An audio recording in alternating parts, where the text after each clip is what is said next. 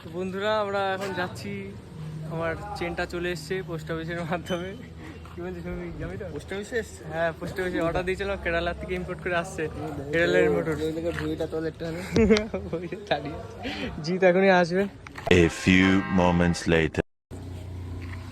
ওই যে জিৎ চলে এসছে আমাদের, এখন যাবো।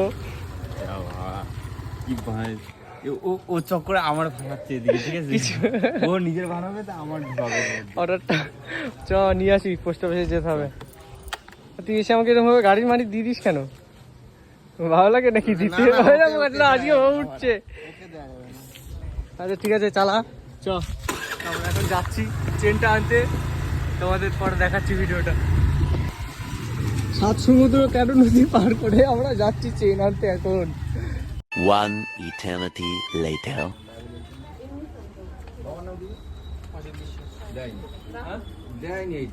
ওটাতে অর্ডার না দেবে না।